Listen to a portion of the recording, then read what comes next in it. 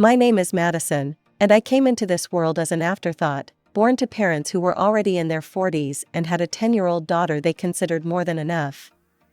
We didn't plan for you, my mother would often say, not maliciously, but matter-of-factly, as if stating the weather. If it wasn't for your grandparents' insistence. She'd trail off, leaving the rest unsaid, but the message was clear: I was here because my maternal grandparents had convinced my reluctant parents to have another child. They were overjoyed at the prospect of a second granddaughter, while my parents viewed me as an obligation they hadn't asked for. My sister, Sarah, was already deep into her own world of teenage concerns when I arrived. She wasn't cruel or mean, she simply acted as if I didn't exist. While I played with my dolls in the corner of our shared living room, she'd be sprawled on the couch, talking on the phone about boys and college applications, completely oblivious to my presence. "Sarah, honey, don't forget your SAT prep books," Mom would say, carefully arranging them in her backpack. Meanwhile, I'd be sitting at the kitchen table, waiting for someone to notice I needed help with my homework. But help rarely came from my parents. Instead, they developed a routine that shaped my entire childhood. Every morning, they'd drop me off at my grandparents' house. "You wanted her," my father would say to my grandfather, keys jingling in his hand as he prepared to leave for work. "She's all yours." My grandparents' house became my real home. They picked me up from school, helped me with my homework, took me to the park, and made sure I was fed and cared for. Only late at night would my parents come to collect me, usually looking tired and slightly annoyed at having to make the trip. "Madison," my grandmother would say, hugging me goodbye each night, "you're the best thing that ever happened to us." And in those moments, wrapped in her warm embrace, I could almost forget that I wasn't wanted elsewhere. This pattern continued day after day, year after year. While my sister prepared for her bright future, I learned to navigate life as an afterthought in my own home. But my grandparents' love was constant, unwavering, and it was in their home that I learned what it meant to be truly valued. One day, my grandfather would tell me as we worked on my math homework, "You'll understand that sometimes the best things in life aren't planned." He'd wink at me, and for a moment, the weight of being unwanted would lift from my small shoulders. With Sarah away at college, I thought things might change at home. Maybe my parents would finally see me, the daughter who remained. I couldn't have been more wrong. "Madison," my mother's voice reached me before I could even drop my backpack after school. "The house needs cleaning. Start with the bathrooms." What had once been Sarah's chores now became mine, along with a host of new responsibilities. The washing machine became my constant companion, and I learned all its quirks and settings by heart. The housework seemed endless. "You live here, you need to contribute," my father would say whenever I showed the slightest hesitation. "Your sister always did her part." By the time I was 14, I had graduated from cleaning to cooking. It wasn't a gradual transition. One day, my mother simply stopped making dinner. "You're old enough now," she announced one morning. "We expect dinner ready when we get home from work." That first night, I made spaghetti. It was slightly overcooked, but edible. My parents ate in silence, then my father looked up from his plate. "Tomorrow, try something with chicken," he said, his tone making it clear this wasn't a suggestion. My only escape was dreaming about college. Every night, after finishing the dishes, I'd retreat to my room and browse university websites. I'd imagine myself walking across different campuses, far away from the endless chores and cold silences. Then, when I was 16, Sarah came home with news that changed everything. She bounced through the front door one Sunday afternoon, dragging a tall, well-dressed man behind her. "Mom, Dad," she squealed. "This is James. We're engaged." You'd think someone had just announced they'd won the lottery. My parents literally jumped from their seats, my mother crying tears of joy. My father was already pulling out his phone to call relatives. "We'll pay for everything," my mother declared, hugging Sarah. "Our first daughter's wedding has to be perfect." The wedding preparations consumed our house for months. Every conversation revolved around flowers, venues, and guest lists. Money seemed to flow like water, designer dress, premium vendors, top-tier everything. My grandparents attended the wedding but seemed uncomfortable with the extravagance. I caught my grandmother frowning at the ice sculpture that probably cost more than a semester of college tuition. Grandfather just shook his head at the champagne fountain, but they kept their thoughts to themselves. 2 years later, I sat at our dinner table, 3 college acceptance letters spread before me. After years of playing Cinderella while maintaining straight A's, I'd been accepted to all my top choices. My heart raced as I told my parents the good news. "That's nice," my mother said, not looking up from her plate. "But we can't pay for it. We spent all our savings on your sister's wedding, even took out a loan for it. There's nothing left for college." "But, you paid for Sarah's college," I stammered. "That was different," my mother replied. "We saw potential in her." The silence at the dinner table was deafening after my mother's words about potential. I sat there, acceptance letters suddenly feeling heavy in my hands, as my parents continued eating as if they hadn't just shattered my dreams. "You should get a job," my father said between bites. "Save up some money, take out a student loan. That's what responsible adults do." I left the table without being excused, something I'd never dared to do before. My hands were shaking as I grabbed my phone and called my grandmother. Within minutes, I was walking through their familiar front door, tears streaming down my face. "Oh, sweetheart," my grandmother pulled me into a hug while I told them everything between sobs. My grandfather's face grew stern as he listened, but there was a glimmer in his eyes that I couldn't quite read. When I finished, they exchanged a knowing look. "Madison," my grandfather said, taking my hand, "we've been expecting something like this." "What do you mean?" "We've watched how they've treated you all these years," my grandmother explained, "how they spent money on Sarah's education, her wedding. We knew they might do this to you."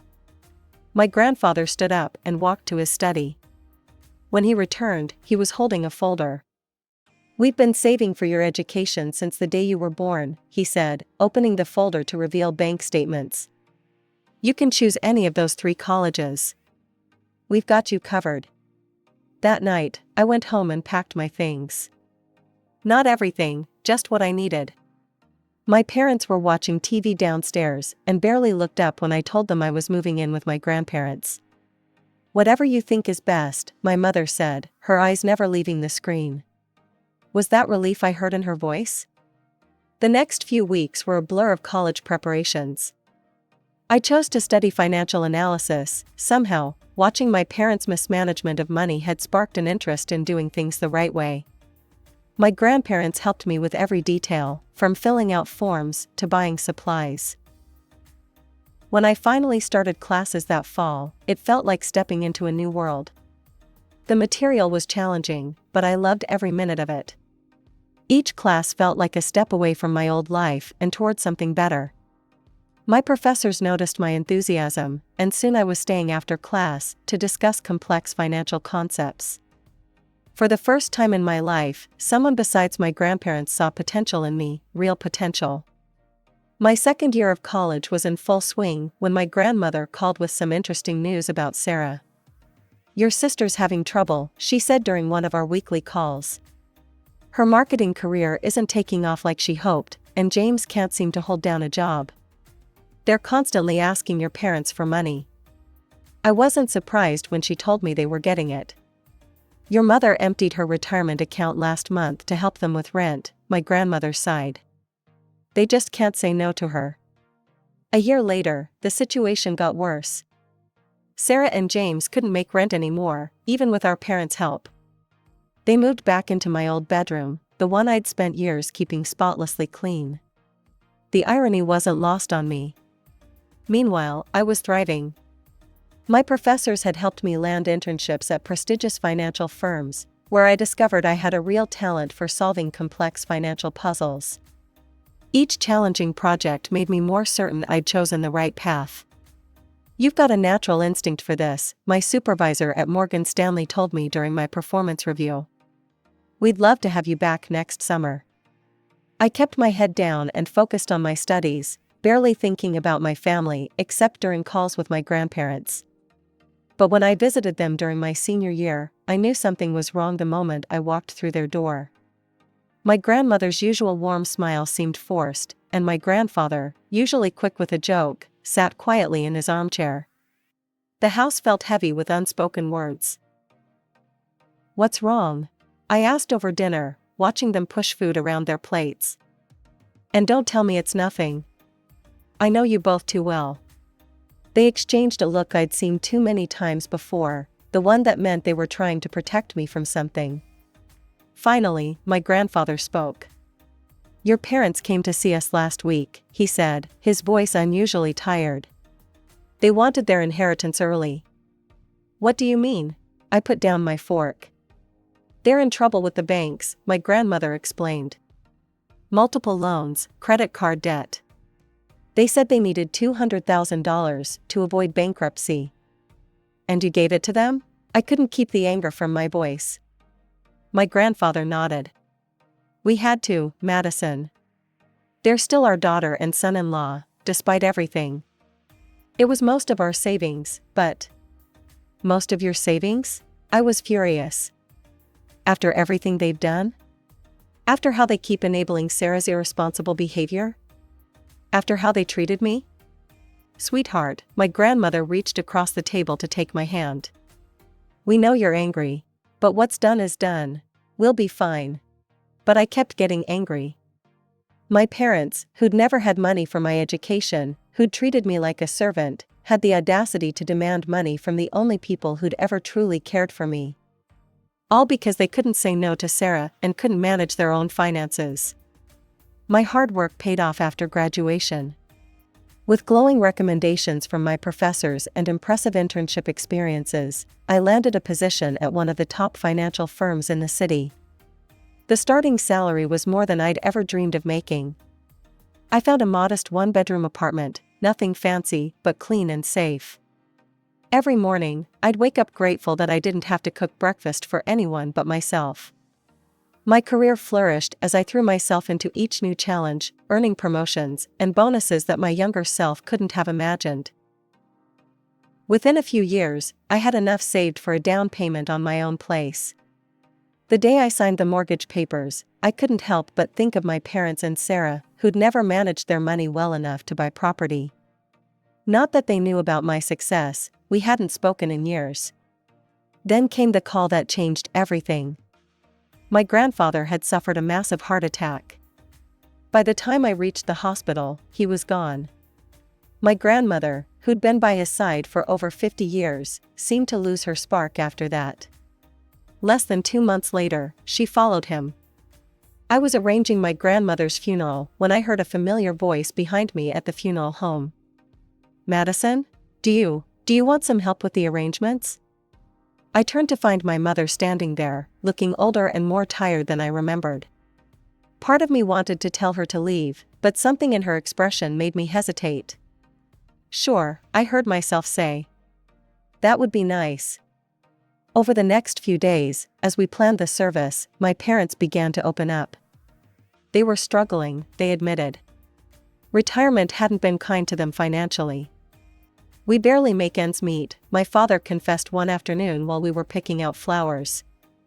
"And with Sarah's twins." "Twins?" This was news to me. "Yes, 4-year-olds, my mother jumped in. "Such beautiful boys, but they need so much. Sarah and James still can't manage on their own, so we help where we can." I nodded, keeping my expression neutral. Some things never changed. A week after we laid my grandmother to rest, we gathered in a wood-paneled office for the reading of the will. I sat across from my parents, with Sarah and James slouched in chairs beside them. The room smelled of old papers and furniture polish, and the tension was thick enough to cut with a knife.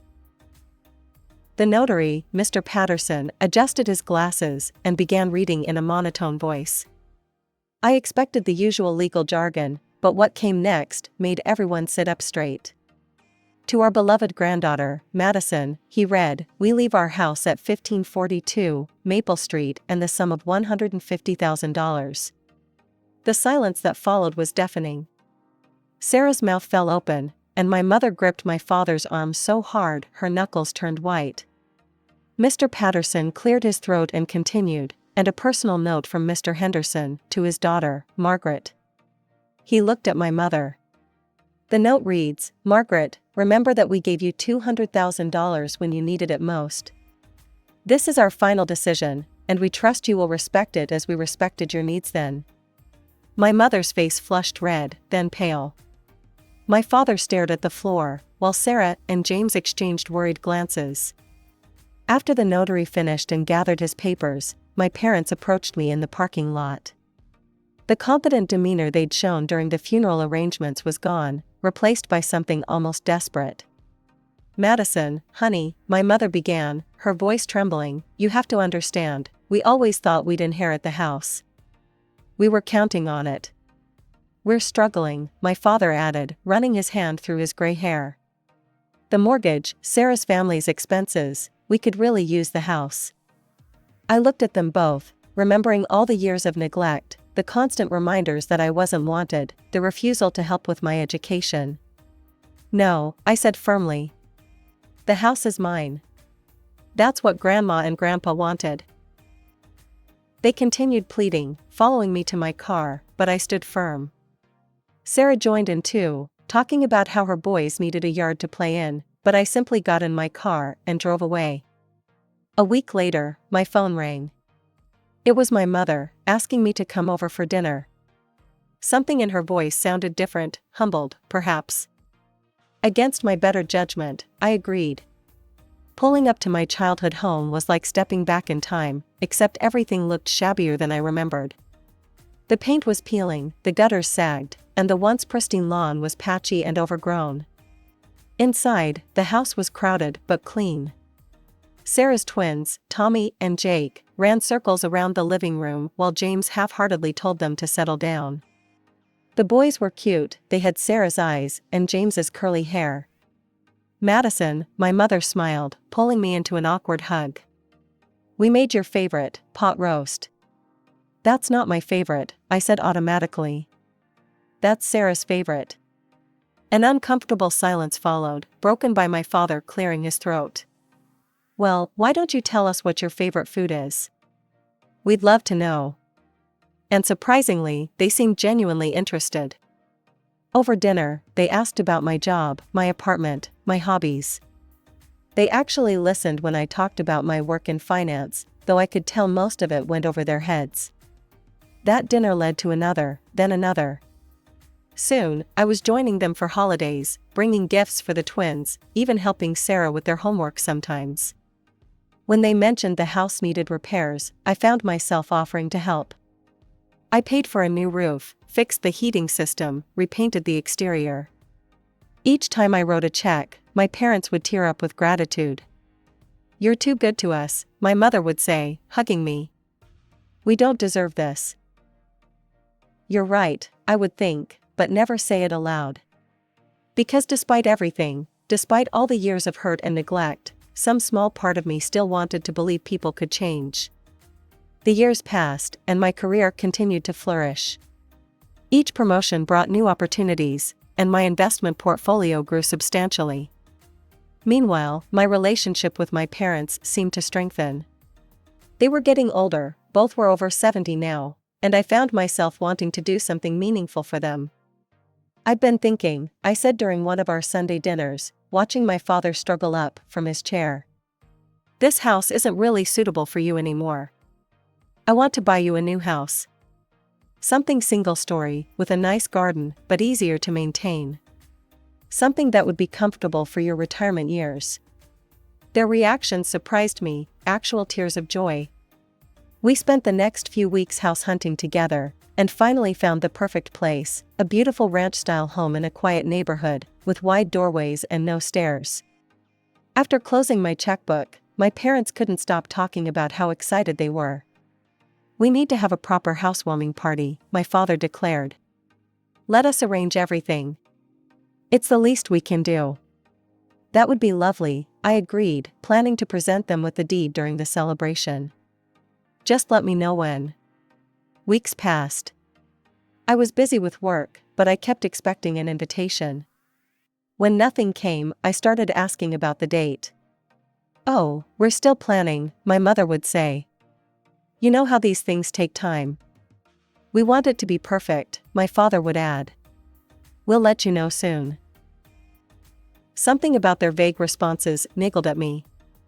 One evening, after another deflecting phone call from my mother, I found myself typing Sarah's name into Facebook. I hadn't looked at her profile in years, we weren't connected on any social media. There it was, posted just hours ago, so excited for Mom and Dad's housewarming party this Saturday. The new house is gorgeous, can't wait to celebrate with everyone. The post had dozens of comments from relatives and friends, all confirming their attendance. Photos showed decorations being set up, caterers being booked. This wasn't a last-minute gathering, this had been planned for weeks. My hands shaking slightly, I called my mother. Hi Mom, I kept my voice casual. Just checking in about the housewarming party. Have you set a date yet? Oh honey, not yet, she replied smoothly. Probably in a couple of weeks. We're still working out the details.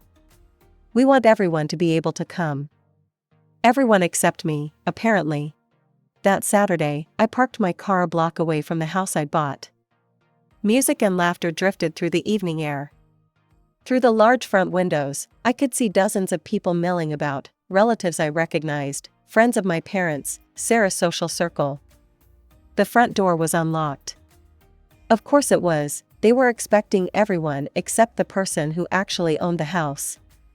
I slipped in quietly, following the sound of my father's voice, to the living room. And after all these years of hard work, we finally did it, he was saying to a group of attentive listeners. Bought our dream home. Don't forget about Sarah, my mother added proudly. She helped so much with the down payment. Such a wonderful daughter. Always taking care of her parents, someone commented. Unlike some people, my mother said pointedly. You know, our younger daughter hasn't helped us at all. Probably too busy with her career to care about family. I stood in the doorway, heat rising to my face as I watched this performance. Sarah beamed beside them, her 7-year-old twins running between the guests in the house I'd bought. Actually, I said loudly, making everyone jump, I think you've got that backwards. The color drained from my parents' faces. Guests turned to stare at me, whispers rippling through the crowd. Madison, my father recovered first, his smile tight. What a surprise. I'm sure it is, I replied, stepping into the room. Especially since you forgot to invite me to the housewarming party for the house I bought. Dead silence fell over the room. Sarah's husband suddenly became very interested in his shoes. Well, my mother's voice had an edge to it, what's done is done. You bought it, yes, but it's ours now. You can't expect eternal gratitude. That's right, my father added, gaining confidence. And frankly, you're not welcome here. This is a family gathering. And Sarah and her family will be living here too, my mother announced. They've already sold their house. It's all arranged. I couldn't help but laugh, a cold, harsh sound that made several guests step back. Reaching into my bag, I pulled out a folder. You seem to be confused about something, I said, opening the folder to reveal the deed and ownership papers. This house belongs to me. I never signed it over to you. I was planning to give it to you tonight, at what I thought would be a proper housewarming party. My mother's face went from pale to ashen. My father started to sputter. And now? I turned to address the stunned guests. Now, I'd like everyone to leave. This is my house, and the party's over. You can't do this, my mother's voice rose to a shriek.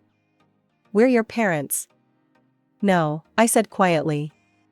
You're just the people who gave birth to me. My real parents, my grandparents, taught me that family means more than blood. They also taught me about finances, which is why I own this house and you don't. They left in tears, my parents, Sarah, James, the twins, and all their guests. I watched from the front porch as they drove away, one by one, until the street was empty. After a few weeks, I learned they'd used the money from selling their own house to buy an apartment. Sarah, James, and the twins moved in with them.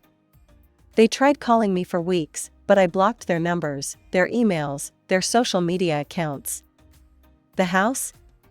I sold it a month later and put the money in my account. Someday, I'll have my own children, and I promised myself they'll never have to earn my love or compete for my attention. Unlike my parents, I'll love my children equally and unconditionally, the way my grandparents loved me.